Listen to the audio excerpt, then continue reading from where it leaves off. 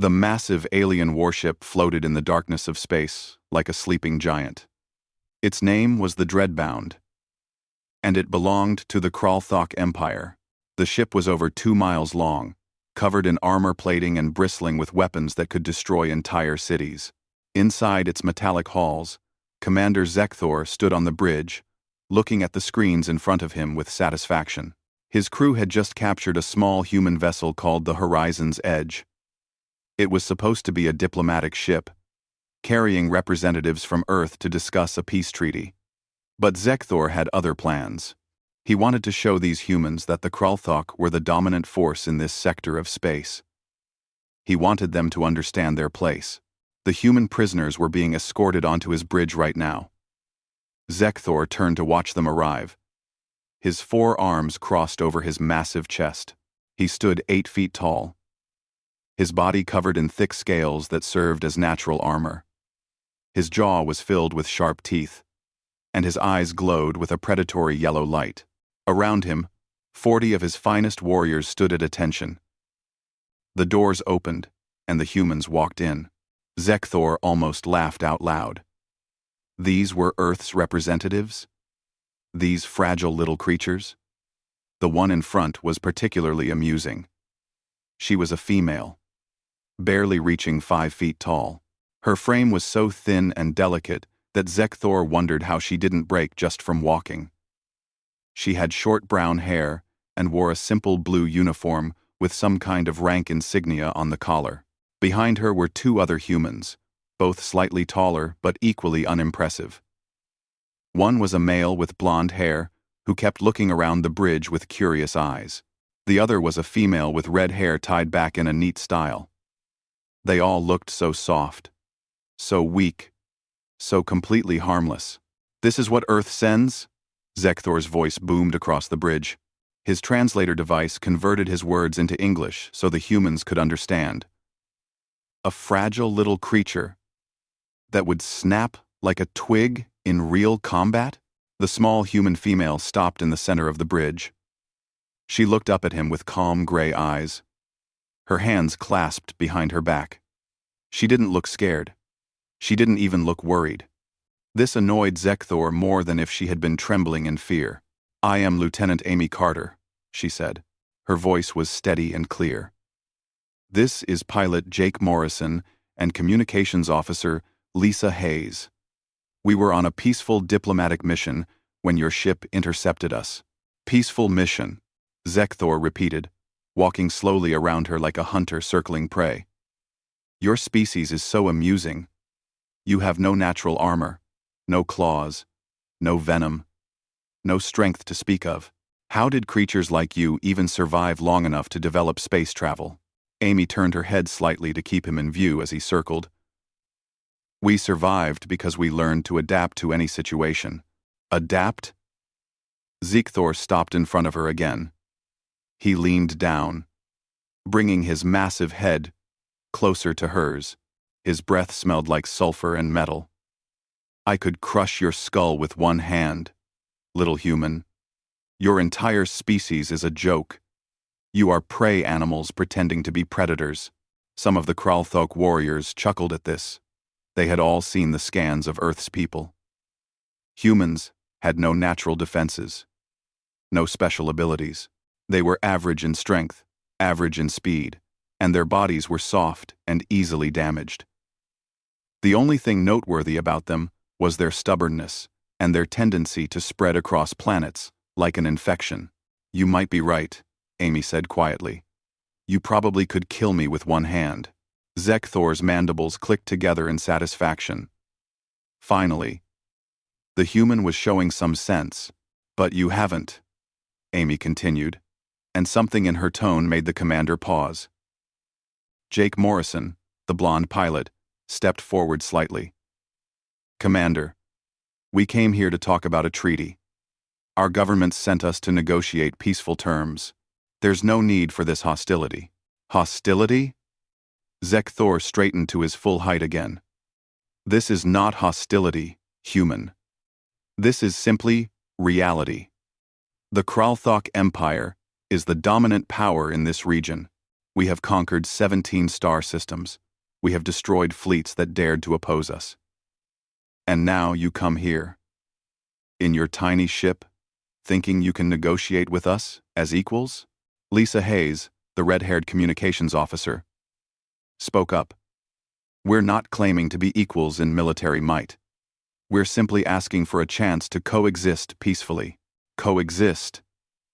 Zekthor tasted the word, like it was poison. Why would we coexist with prey?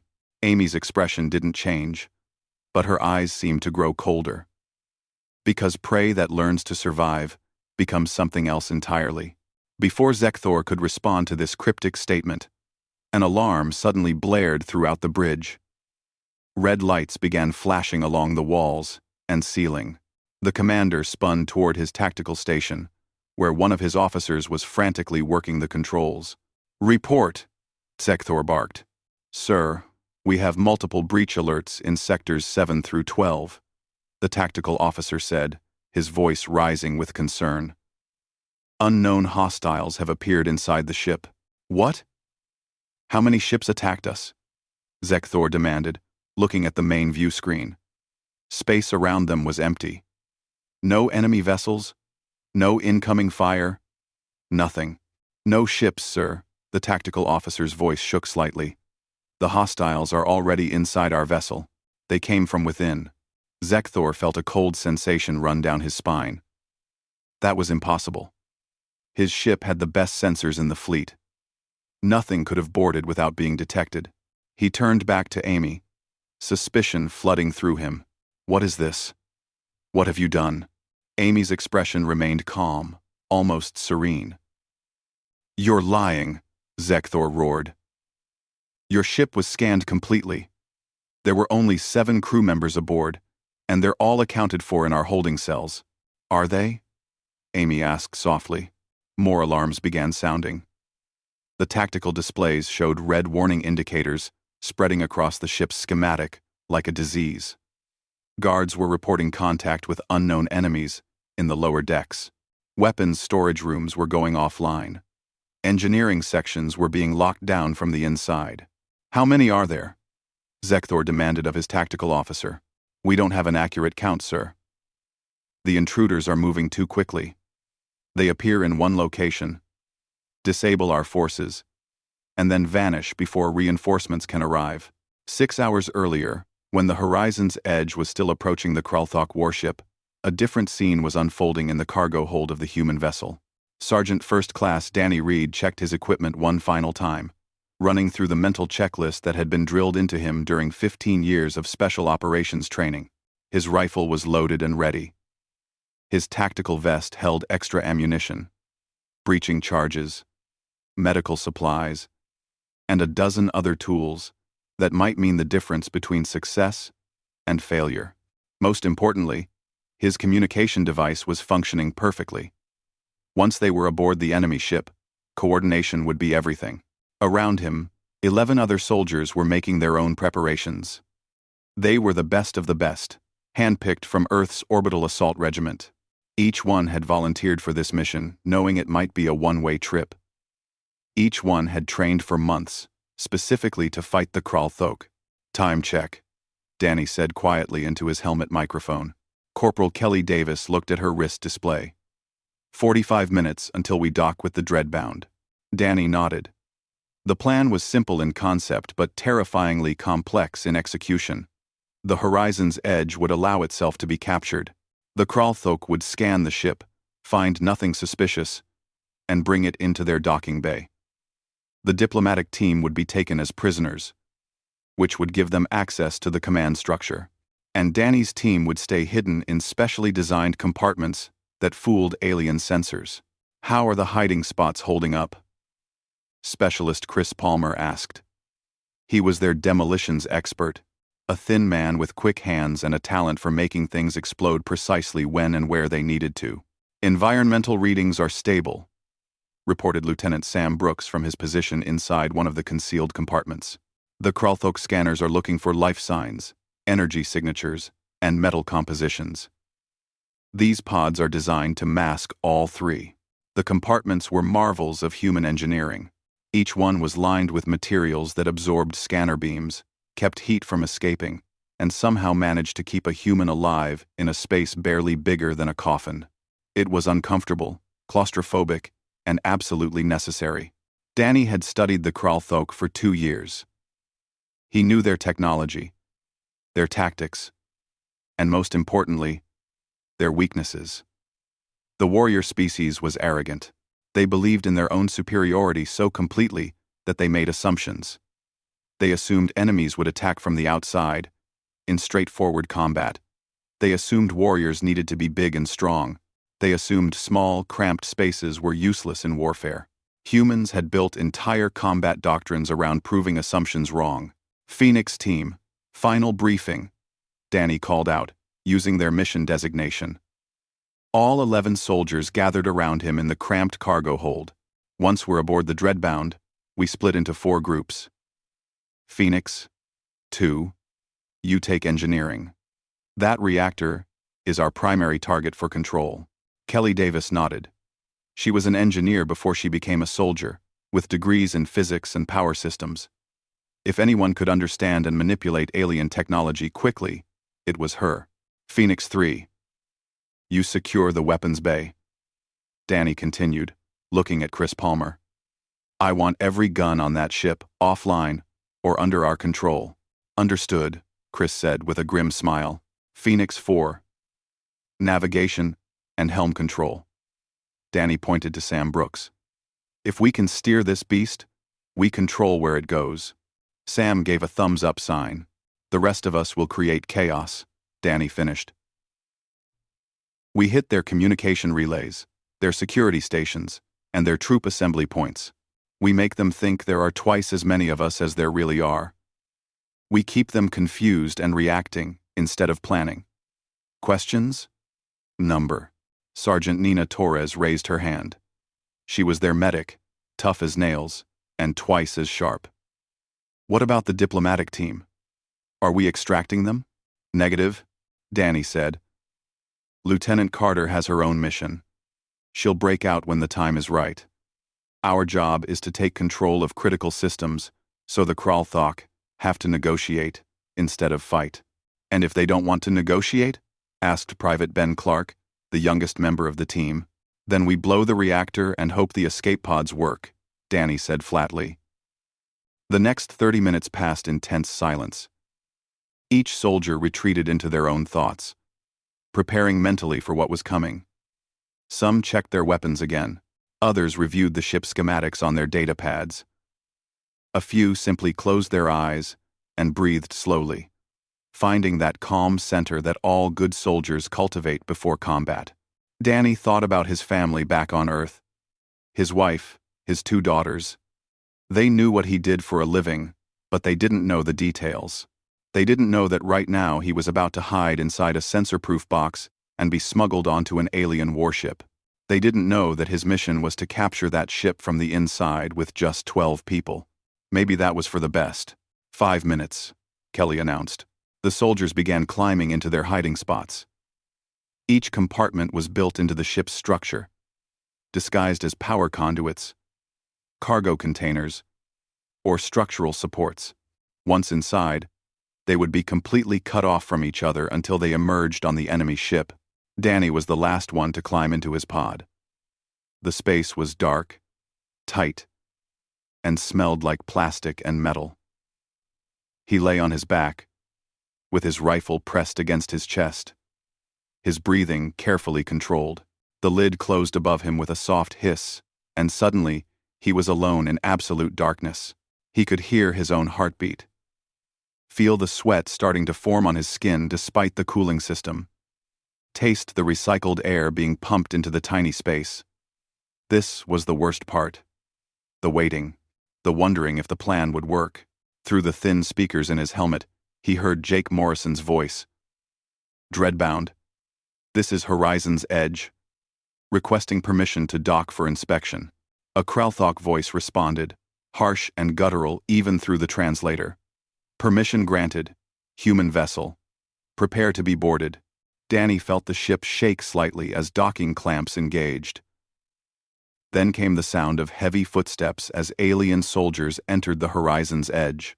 He could hear them moving through the corridors above him, their equipment clanking and scraping. A scanner passed over his hiding spot.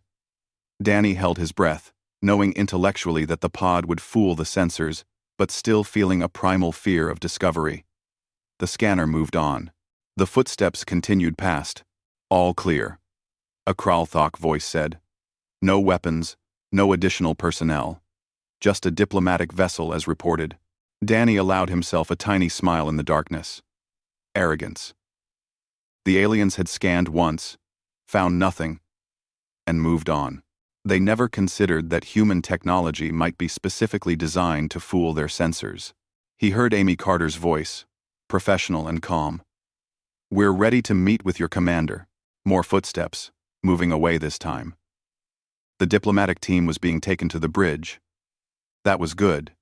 That was according to plan. Then came the longest wait of all.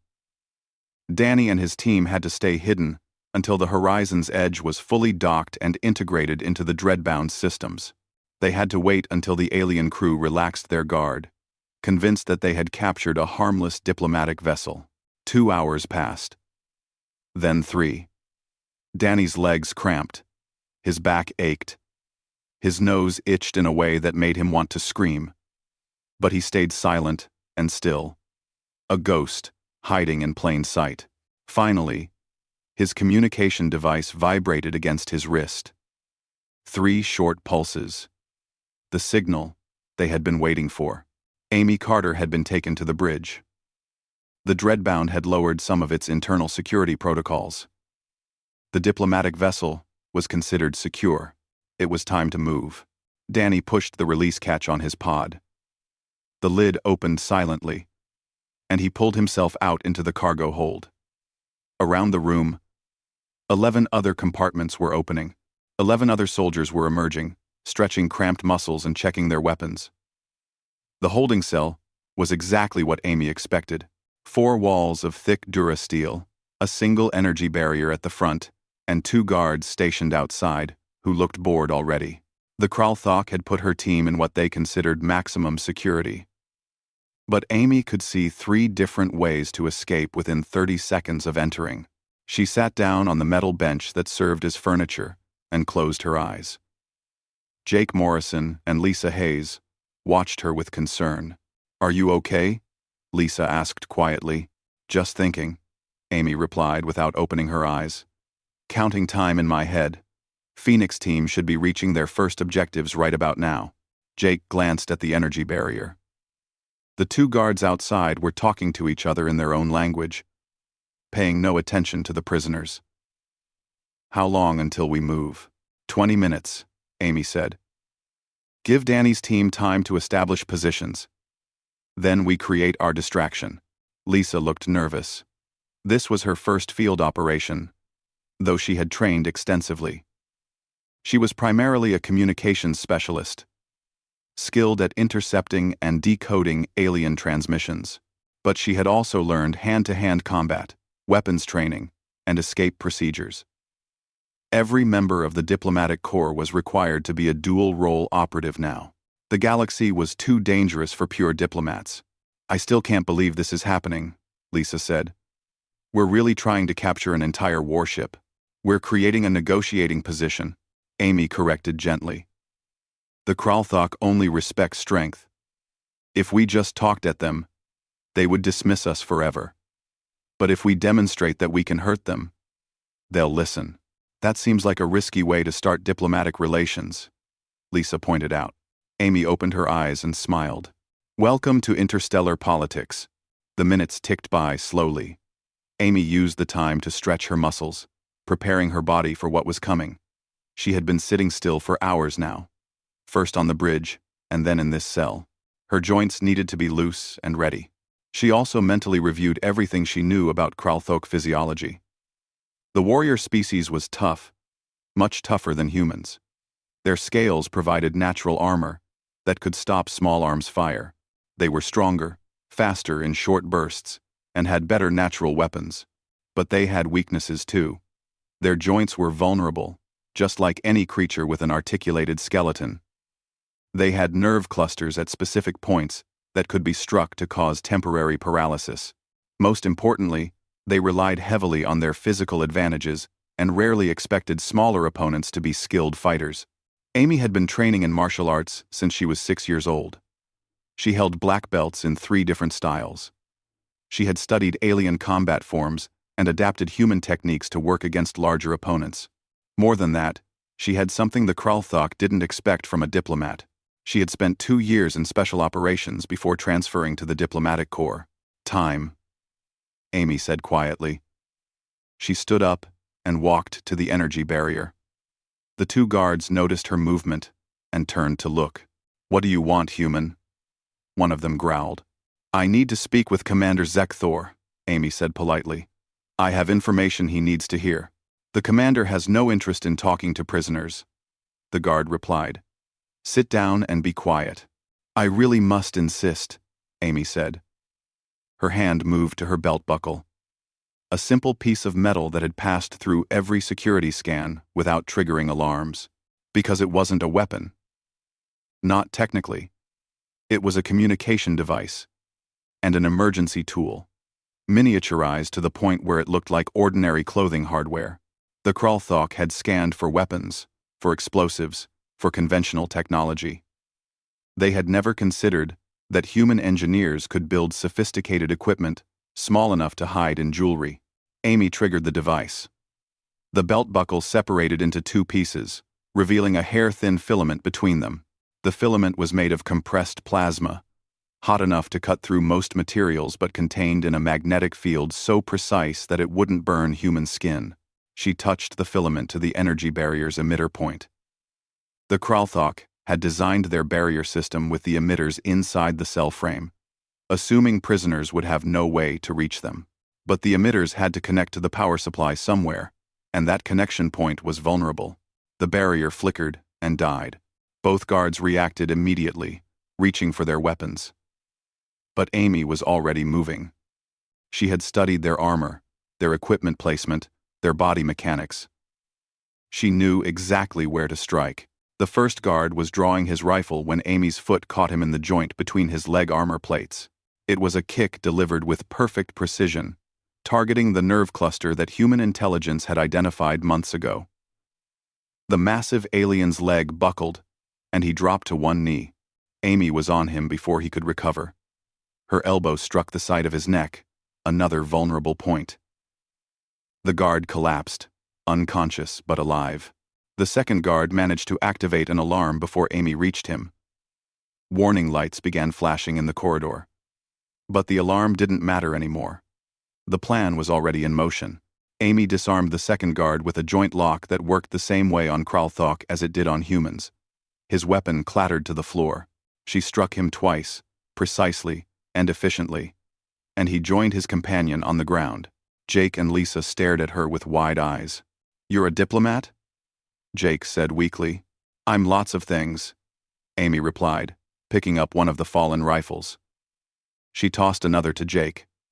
"Come on. We need to move before reinforcements arrive." Lisa grabbed the third weapon, checking its charge automatically. Her training was taking over, pushing past the shock. "Where are we going?" "Rendezvous Point Beta," Amy said. "Danny and his team should have the path cleared by now." They moved quickly through the corridors. Amy led the way, her rifle ready but her real weapon, her knowledge of the ship. During the inspection tour that Commander Zekthor had given them, she had been memorizing every detail. Exit points, security stations, weak points in the ship's layout. The Kralthok had thought they were showing off their superiority. Amy had been conducting reconnaissance. They encountered a patrol of 6 warriors at a junction point. Amy didn't try to fight them. She triggered an emergency bulkhead release that she had noted earlier, sealing the patrol in an isolated section. By the time they cut through the barrier, the humans would be long gone. "Phoenix Lead. This is Vanguard." Amy spoke into her now active communication device. "Diplomatic team is mobile and heading to Rendezvous Beta." Danny Reed's voice came back, slightly distorted by combat noise in the background. "Confirmed? Vanguard, be advised. The Kralthok are sending heavy response teams to your last known position. We won't be there, Amy assured him. Status on primary objectives? Phoenix 2 has engineering locked down. Phoenix 3 is in the weapons bay. Phoenix 4 just took navigation control. We're ahead of schedule. Good, Amy said. Maintain pressure. There was a pause. Vanguard, the bridge is heavily defended. At least 80 hostiles. I know, Amy said calmly. That's why I'm going there. They moved through the ship like ghosts. Every time a patrol came close, Amy found a way around or through. She used maintenance shafts, emergency corridors, and the ship's own defensive systems against its crew. At one point, she triggered a fire suppression system that flooded a corridor with foam, blocking pursuit. Lisa was breathing hard, adrenaline and fear mixing in her system. I thought diplomatic missions were supposed to be boring. They usually are, Jake said with a tight grin. But every now and then, things get interesting. They reached a junction where they could see the main corridor leading to the bridge. 20 Kralthok warriors stood guard, their weapons ready, their eyes scanning for threats. That's a lot of guards, Lisa observed. They're scared, Amy said. They don't understand what's happening. Their ship is under attack from an enemy they can't find or fight effectively, so they're falling back to defend their command center. How do we get through them? Jake asked. Amy smiled. We don't. Not yet. Phoenix 4, this is Vanguard. I need a favor. Sam Brooks responded immediately. Go ahead, Vanguard. Can you trigger a false breach alarm in Sector 14? Make it look like we're trying to access the bridge from the port side? On it, Sam said. 30 seconds later, alarms began blaring from a different part of the ship. Half of the guards ran toward the false alarm, leaving only 10 warriors at the main entrance. Better odds, Amy said. Let's go. They emerged from the side corridor with their weapons raised. The remaining guards turned in surprise, not expecting prisoners to be armed and mobile. Amy fired first, her shots precise and controlled. She wasn't trying to kill anyone. Every shot hit armor plates, kinetic barriers, or was deliberately placed to stun rather than terminate. The Kralthok returned fire, but they were shooting at where the humans had been, not where they were. Amy, Jake, and Lisa were constantly moving, using cover, working as a coordinated unit. Within 90 seconds, all 10 guards were down. Some unconscious, some simply unable to continue fighting due to damaged equipment or injuries that hurt but wouldn't kill. Reload, Amy ordered, swapping power cells in her rifle. The bridge is just ahead. Once we go through those doors, there's no turning back. Jake checked his weapon. I'm ready. The bridge of the Dreadbound fell silent when Amy Carter walked through the doors. 80 Kralthok warriors turned to stare at her, their weapons rising in unison. Behind Amy, Jake Morrison and Lisa Hayes took positions on either side of the entrance. 4 more human soldiers appeared from side corridors, members of Danny Reed's team who had fought their way up from the lower decks. Commander Zek Thor stood at the center of the bridge, his yellow eyes wide with disbelief. His tactical displays were covered in red warning indicators. His ship was in chaos. And now the prisoner he had mocked for her fragile frame was standing in his command center, armed and calm. Commander Zekthor, Amy said, her voice carrying across the silent bridge. I believe we need to renegotiate the terms of this inspection. Zekthor's mandibles clicked together rapidly, a sign of extreme agitation. You cannot win this. Even if you have taken some parts of my ship, you are still outnumbered here. I have 80 warriors on this bridge, alone. Do you? Amy asked. She didn't move her rifle, keeping it pointed at the floor in a non-threatening but ready position. Because from what I understand, you have 80 confused soldiers who just watched a handful of humans systematically dismantle your defenses. One of the Kralthok warriors near the tactical station spoke up, his voice uncertain. Commander, engineering reports they are locked out of all primary systems. The humans have control of the reactor. Weapons control Is offline, another officer reported. We cannot fire any of our main batteries. Navigation is locked, a third voice added. We are moving away from Kralthok territory and toward neutral space. Zekthor's scales seemed to darken with rage. How? How is this possible? You are 12 people. 12. 15, Amy corrected. You keep forgetting about us diplomats. She took a step forward. The Kralthok warriors tensed, but she kept her weapon lowered. You want to know how this is possible? It's simple. You made assumptions. Assumptions? Zekthor spat the word. You assumed that because we look weak, we are weak. Amy continued. You assumed that our diplomatic vessel was exactly what it appeared to be. You assumed that your sensors could detect any threat. You assumed that your ship, designed to fight other large warships, was secure against internal infiltration. She gestured to the tactical display. You assumed wrong on every count. Danny Reed's voice came through the bridge speakers, making several Kralthok warriors jump. Phoenix, lead to Vanguard. All primary systems are under our control. Engineering, weapons, navigation, life support, communications. We own this ship now. Amy kept her eyes on Zekthor. My colleague is correct. Every vital system on the Dreadbound is now controlled by human operators. We can shut down your lights, vent your atmosphere, disable your gravity, or lock every door on this vessel.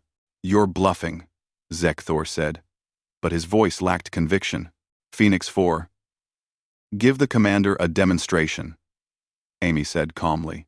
Sam Brooks, sitting at the navigation controls deep in the ship's helm section, triggered a controlled power fluctuation.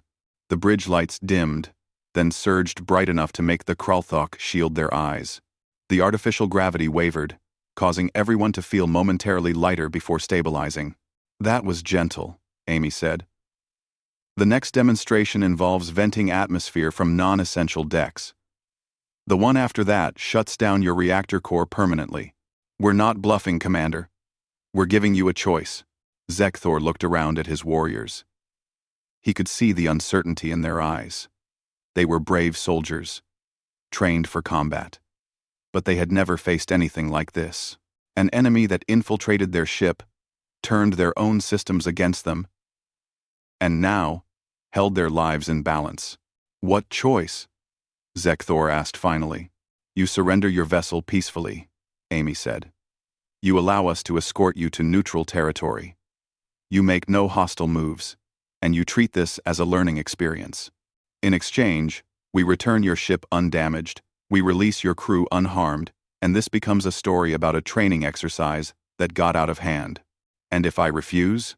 Amy's expression hardened. Then this becomes a story about the Kralthok warship that was captured by 15 humans. That story will spread across every species in the galaxy. The mighty Kralthok Empire, defeated by creatures they called weak and fragile. How do you think that affects your reputation? 2. The silence that followed was absolute.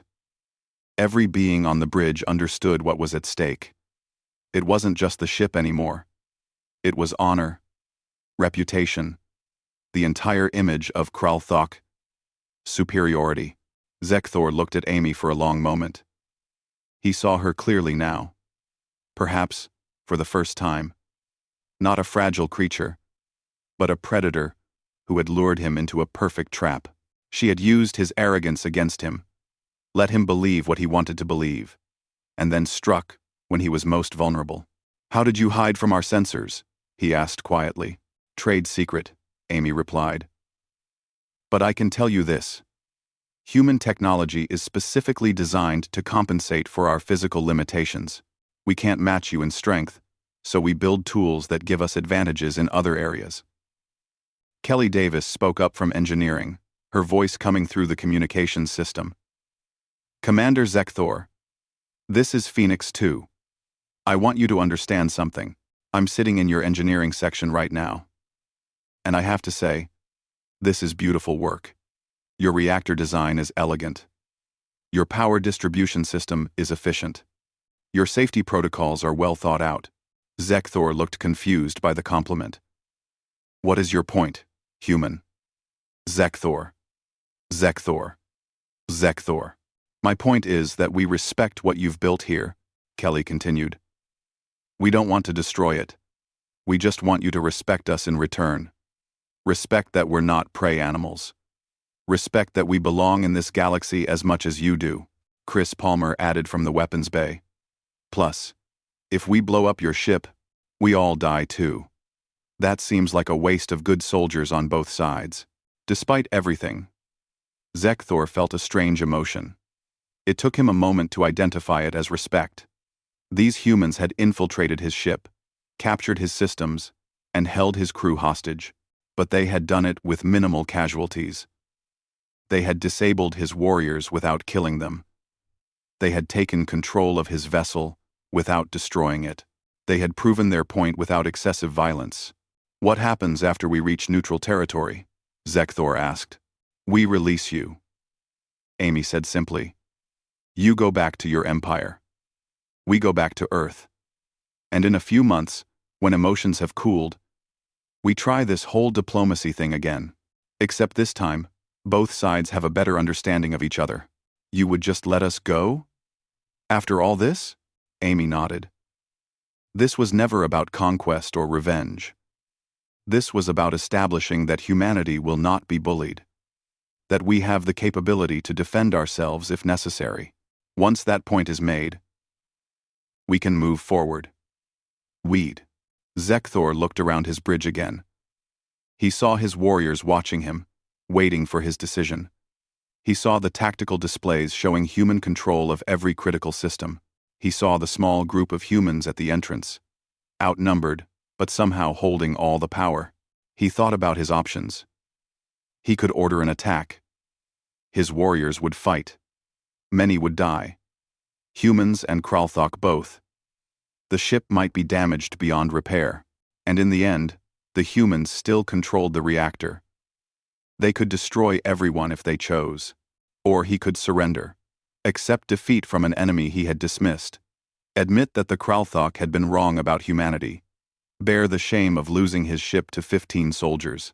But perhaps, he thought, perhaps there was no shame in losing to an enemy this skilled. Perhaps the real shame would be refusing to acknowledge their abilities. I surrender, Zekthor said finally.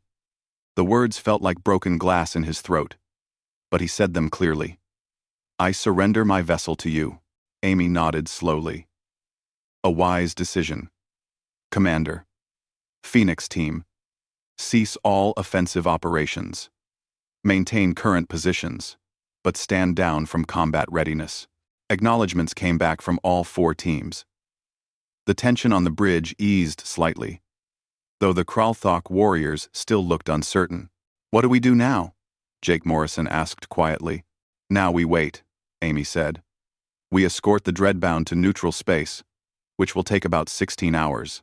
During that time, Commander Zekthor and I are going to have a long conversation about how humans and Kralthok can avoid situations like this in the future. Zekthor made a sound that might have been a laugh.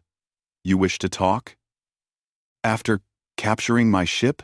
That was always the plan. Commander, Amy said with a slight. The Galactic Council chamber was designed to impress. It was a massive, spherical room floating in space, with transparent walls that showed the stars beyond. Representatives from 47 different species sat in designated areas, each section adapted to their particular environmental needs. Some needed different atmospheres, some needed different gravity levels, and some needed complete aquatic environments. Amy Carter stood at the central podium, wearing her formal diplomatic uniform. The blue fabric was crisp and clean, showing no signs of the combat she had engaged in just 3 weeks earlier. Behind her, projected on screens visible to all species, was complete documentation of the Dreadbound incident. The recording had just finished playing. 47 species had watched as 15 humans captured a fully armed Kralthok warship through a combination of stealth, tactics, and precise execution. The chamber was silent now, representatives processing what they had witnessed. Amy let the silence stretch for a moment before speaking. The question before this council is not whether humanity can fight. I believe we have demonstrated that capability clearly. The question is whether we need to continue fighting.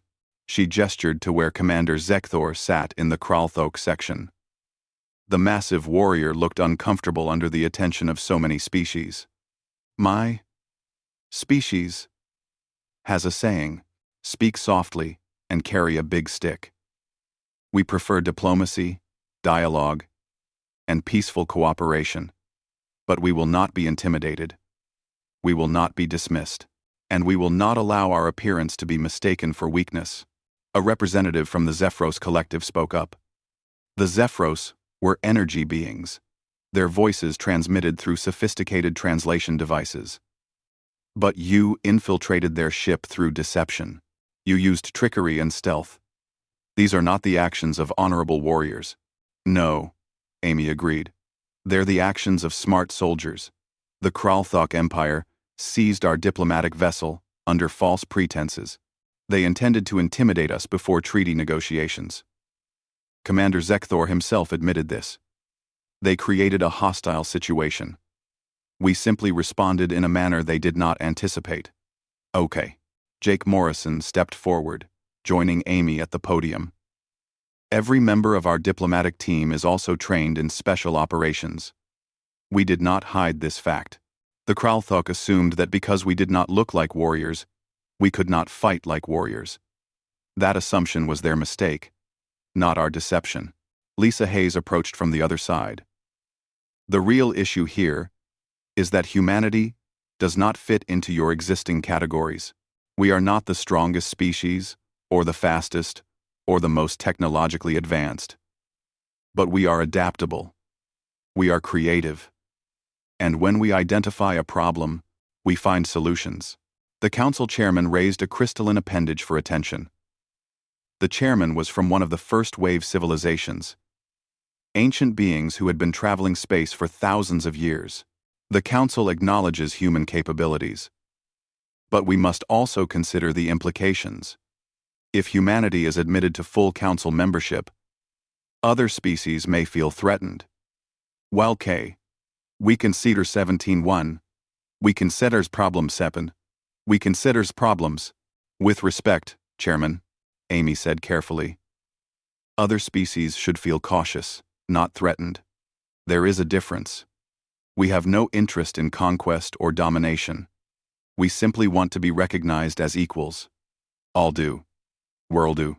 Danny Reed entered the chamber, followed by his team.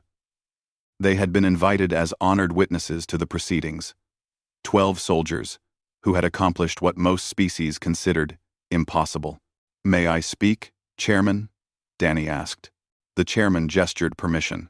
My team trained for 3 years specifically to fight the Kralthok, Danny said, his voice carrying clearly through the chamber's acoustic systems. We studied their psychology, their technology, their combat patterns. We prepared for every possible scenario. When humans face a superior opponent, we do not charge forward blindly. We learn. We adapt. We find the advantage they did not know we had. Oh. He looked around at the assembled representatives. But here is what you need to understand. We only used those skills because we were forced to. The Kralthok captured our diplomatic vessel. They threatened our people. They made it clear they did not respect us. What would any of you have done in that situation? Silence answered him. Because every species in the chamber knew the truth. They would have fought. They would have defended themselves. Some would have responded with far more violence than the humans had used. Commander Zekthor stood up slowly. All eyes turned to him. The Kralthok warrior looked around the chamber, his yellow eyes meeting the gazes of dozens of different species. The humans speak truth, he said, his voice heavy with something that might have been shame or might have been respect. My people have dominated through strength for many generations. We believed that size and power were the ultimate measures of worth. We looked at humans and saw prey animals, weak creatures that posed no threat. He turned to face Amy directly. We were wrong. Completely. utterly wrong. The humans taught us that intelligence and preparation can defeat raw strength. That creativity can overcome natural advantages. That small size can be an asset rather than a weakness. Zekthor's mandibles clicked together slowly. When Lieutenant Carter's team captured my ship, they could have humiliated us. They could have destroyed us. They could have killed my crew and taken the Dreadbound as a trophy. Instead, they treated us with respect. They explained their actions. They returned our vessel undamaged. They turned an act of war into a teaching moment. He bowed his head slightly toward Amy, a gesture of respect among his people. I support humanity's application for council membership. They have proven themselves worthy, not just through combat ability, but through honor in victory. The chamber erupted in discussion. Representatives talked among themselves, some excited, some concerned, some clearly uncertain how to process what they had heard. Amy waited patiently. This was the moment everything had been building toward. The mission, the capture, the demonstration of capabilities. It all came down to whether the Galactic Council would accept humanity as equals. The chairman called for silence. The Council will now vote on humanity's application for full membership. All in favor? Lights began appearing on the voting board. Green for yes, red for no, yellow for abstention. Amy watched the board fill up, her heart racing despite her outward calm. Green light after green light appeared. Species after species voted in favor. Even some of the ones Amy had expected to oppose them were voting yes. The final tally appeared. 42 votes in favor, 3 abstentions, 2 votes against. The motion passes. The chairman announced. Humanity is granted full membership in the Galactic Council, with all rights and responsibilities that entails. Amy felt Jake's hand on her shoulder, squeezing in celebration. Lisa was smiling so wide it looked like her face might split. Danny and his team were maintaining professional composure, but she could see the satisfaction in their eyes. They had done it. Earth had a seat at the table. After the formal session ended, representatives approached the human delegation. Some wanted to establish trade agreements. Others wanted to discuss defense treaties. A few simply wanted to meet the species that had captured a warship with 15 people. A representative from the Velix Consortium, a species of highly intelligent insectoids, approached Amy with evident curiosity. How did you hide from Kralthok sensors? Our scientists would very much like to understand this technology. Trade secret, Amy said with a polite smile.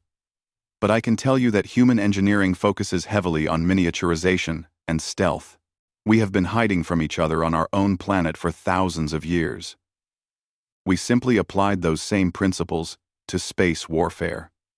One plans. Fascinating. The Velix representative clicked.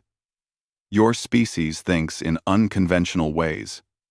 This will make you valuable allies or dangerous enemies. We prefer allies, Amy assured him. As the crowd slowly dispersed, Commander Zekthor approached the human delegation one final time.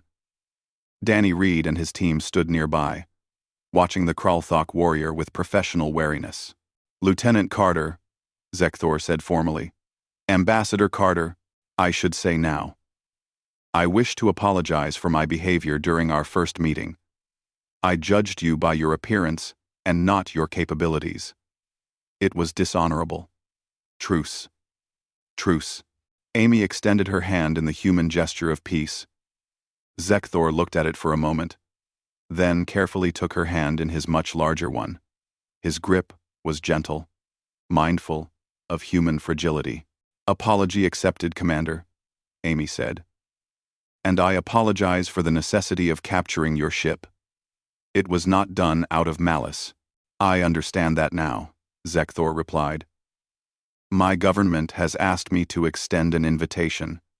We would like human military advisors to visit our training facilities. We wish to learn your tactics, your strategies. In exchange, we can offer knowledge of our own combat techniques. Danny Reed stepped forward. We would be honored, Commander. There is much our species can learn from each other. Zekthor's mandibles clicked in what humans were learning was a Kralthok smile. I look forward to the day when human and Kralthok soldiers fight together instead of against each other. As the Kralthok commander departed, Lisa turned to Amy with wonder in her eyes. We really did it. We got Earth into the Galactic Council. We did, Amy confirmed. But this is just the beginning. Now comes the hard part. What's the hard part? Jake asked. Proving we deserve to stay. Over the following months, the Dreadbound incident became required study at military academies across the galaxy. Not as a lesson in defeat, but as a demonstration that warfare was evolving. The old rules, based on size and strength and direct confrontation, were no longer absolute. Humanity had introduced a new factor: intelligence, adaptability, the willingness to use every available advantage, no matter how unconventional. Some species feared this, others embraced it. Most simply adjusted their thinking to account for the fact that the small, fragile creatures from Earth were far more dangerous than they appear. 3 years had passed since the Dreadbound incident.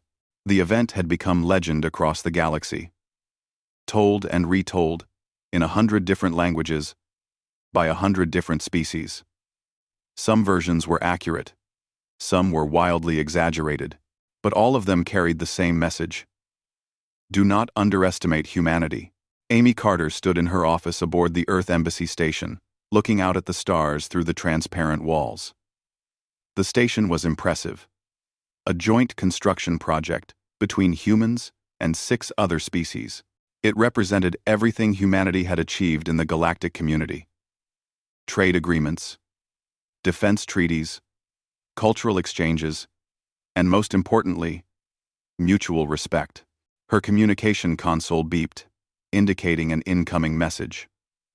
Amy turned from the window and activated the display. Commander Zekthor's face appeared on the screen, his features now familiar and even friendly. Ambassador Carter, he said with what humans had learned to recognize as a Kralthok smile. I hope I am not disturbing you. Not at all, Commander, Amy replied. It's good to hear from you.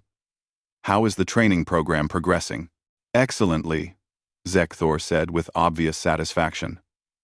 My warriors have learned much from Sergeant Reed and his instructors. We have incorporated human stealth tactics into our combat doctrine. It is proving highly effective. I'm glad to hear it, Amy said sincerely. The joint military program had been one of her proudest achievements. Former enemies were now training together, learning from each other, building bonds that would strengthen the entire galactic community. But I am not calling about the training program, Zekthor continued.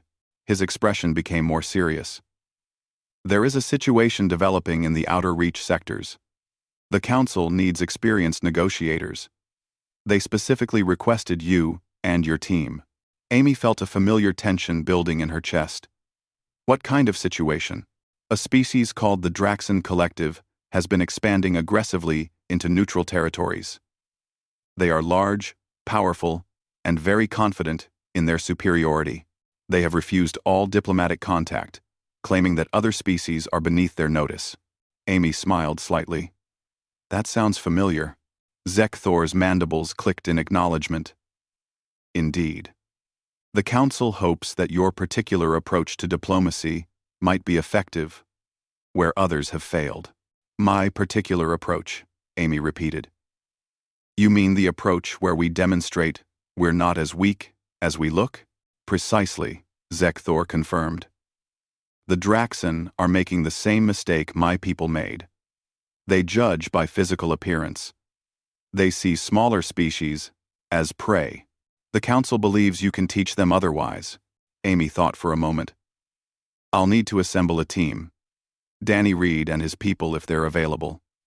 Jake Morrison for piloting. Lisa Hayes for communications.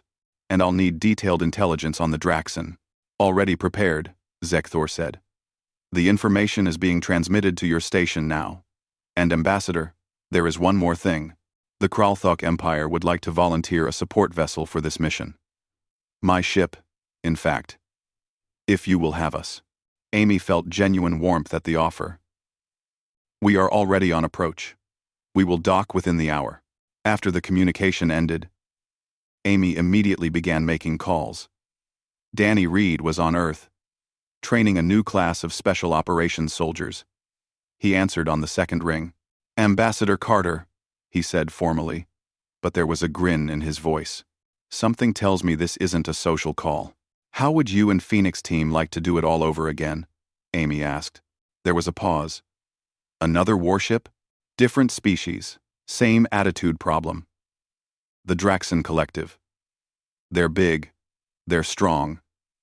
And they think everyone else is weak." Danny laughed. "When do we leave?" 48 hours. Bring your best people and your best tricks. We're going to need both." Jake Morrison was easier to reach. He was already on the embassy station, having just returned from a diplomatic mission to the Velix Consortium. When Amy explained the situation, his response was immediate. "Count me in. I've been flying peaceful missions for 3 years. I'm due for something exciting." Lisa Hayes took more convincing. She had moved into a senior position with the communications network, coordinating information flow across dozens of species. But when Amy explained that the mission specifically needed her expertise in alien languages and communication protocols, she agreed. "Someone has to keep you diplomatic types out of trouble," Lisa said with a smile. 48 hours later, a small fleet gathered at the embassy station.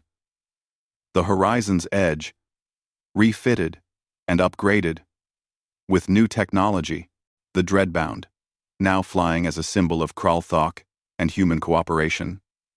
2 escort vessels from allied species, and hidden in the cargo holds, 12 members of Phoenix team in their specially designed concealment pods. Some things never changed. The journey to Draxon space took 8 days. During that time, Amy studied everything available about the new species. The Draxon were physically impressive, standing nearly 10 feet tall, with 4 arms and naturally armored skin. They had conquered 12 star systems through military force and showed no signs of slowing their expansion. They had also refused every diplomatic overture from the Galactic Council. They simply did not believe other species were worth talking to. "They remind me of us," Zekthor said during a strategy meeting aboard the Dreadbound. "Before we learned our lesson. The hard way," Danny added. He was reviewing the tactical specifications of Draxon warships, looking for weaknesses. "So we teach them the same way," Amy said. "We let them underestimate us. We let them think they're in control. And then we show them what humanity can do." Kelly Davis looked up from her engineering station. "Their ship designs are different from Kralthok vessels. More organic, less modular. But the principles are similar. Central power core, distributed weapons, hierarchical command structure." "So the same infiltration tactics will work?" Chris Palmer asked. "With modifications," Kelly confirmed. "We'll need to adapt to their specific layout. But yes, the basic approach should be effective." Sam Brooks was studying navigation charts. "They have a command station in the outer reach, Station Drax Prime. Heavily fortified, but they allow supply vessels to dock regularly.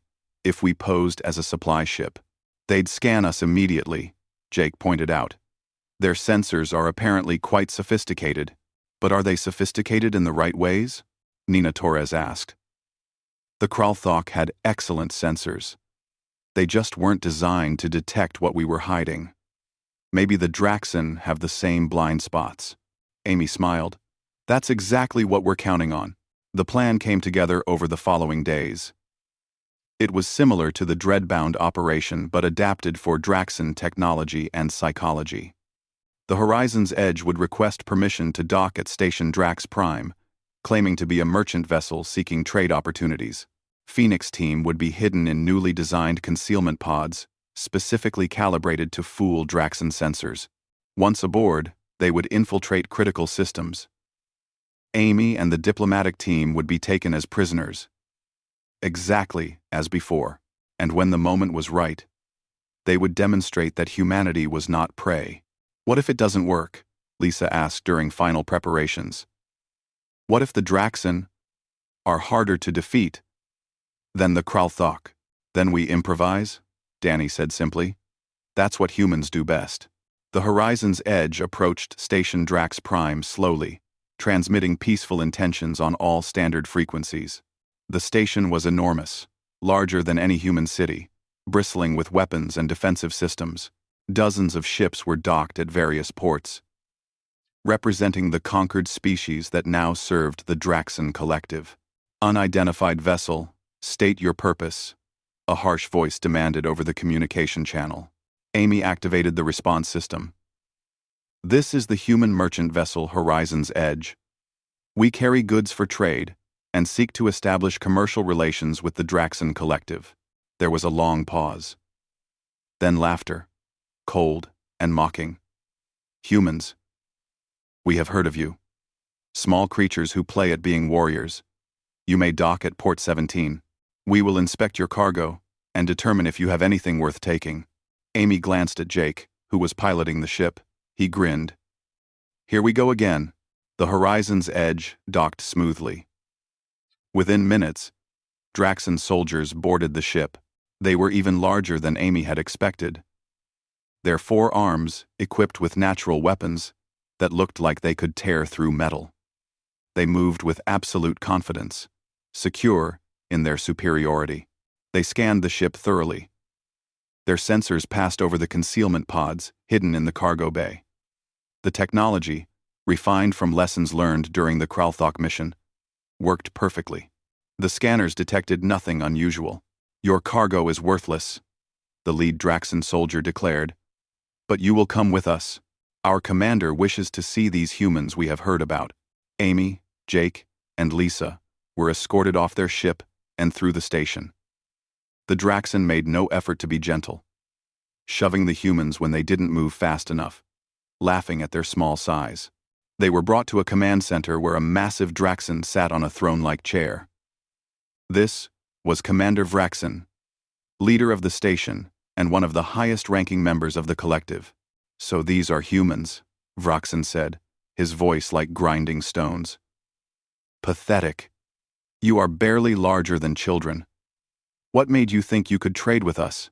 Amy stood straight, meeting his eyes. We came in peace, Commander Vraxan.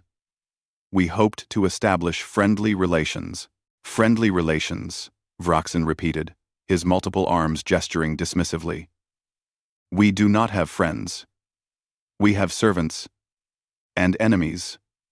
Which will you be? Neither, Amy said calmly. We would prefer to be partners. The command center filled with laughter.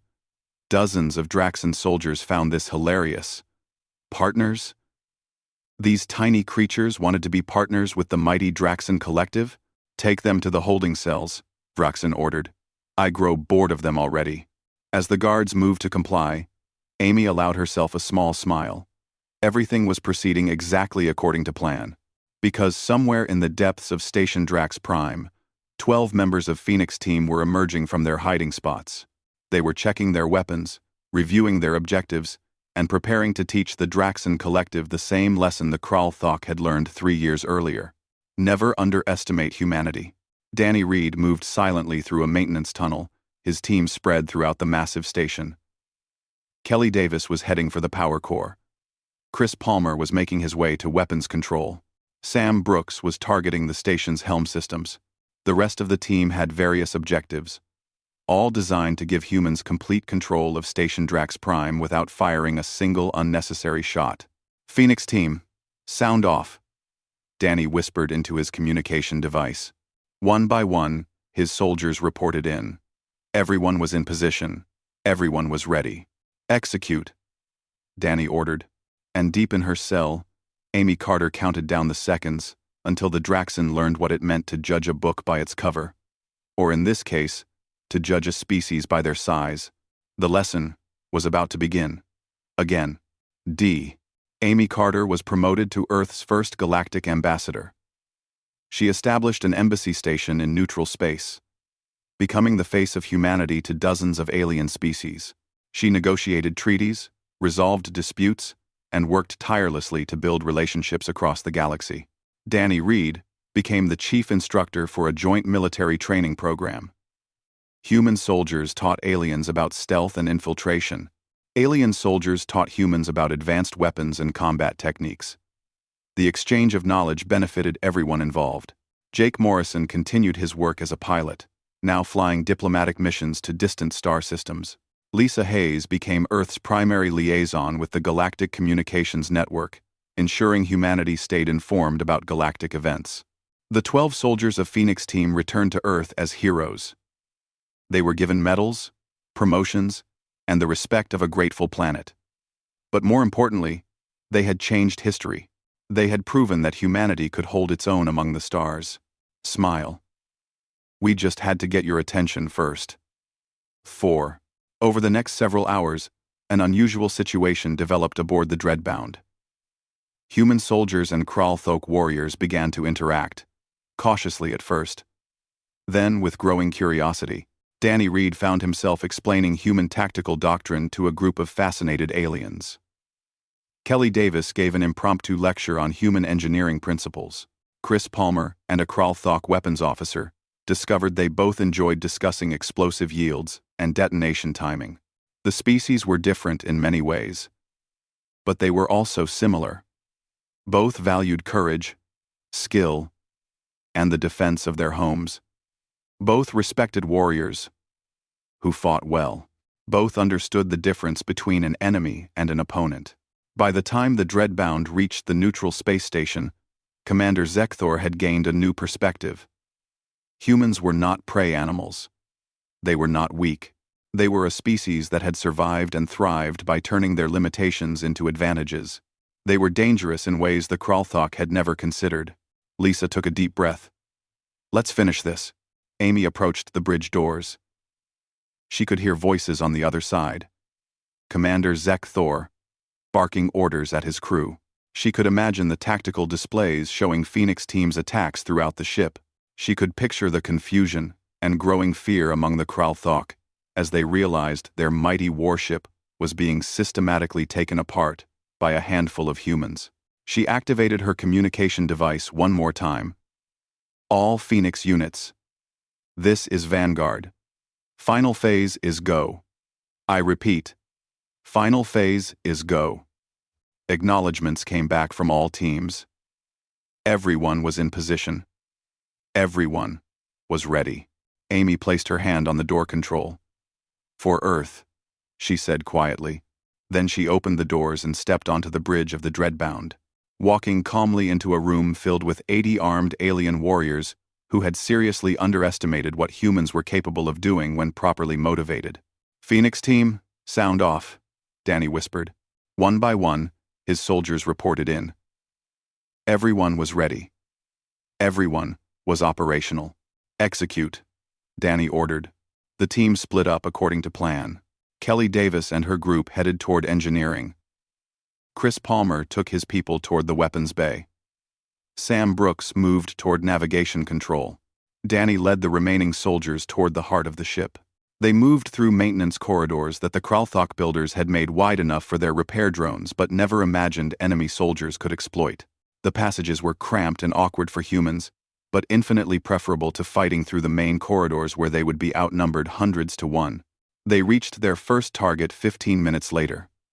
A security station where the Kralthok monitored their internal sensors and communication networks. 4 guards were stationed there, big and confident in their strength. They never saw Danny and his team coming. It's like they're using the maintenance tunnels and ventilation systems. That's impossible. Those passages are too small for warriors to use. Amy smiled then, just a tiny curve of her lips. Too small for your warriors, perhaps. Zekthor finally understood. The humans had smuggled additional personnel onto his ship somehow. But how? And more importantly, what were they planning? Take these prisoners to holding cell 3, he ordered his guards. Maximum security. I want 4 warriors stationed outside at all times. As the Kralthok warriors moved to escort the humans away, Amy looked back over her shoulder at Zekthor. You made a mistake, Commander. What mistake? You judged us by how we look, instead of what we can do. The humans were led away, leaving Zekthor standing on his bridge, watching his tactical displays fill with warning signals. His ship, his pride, his symbol of Kralthok dominance, was under attack from an enemy he had dismissed as weak and harmless. He had called them prey animals. Now he was beginning to wonder who was really being hunted.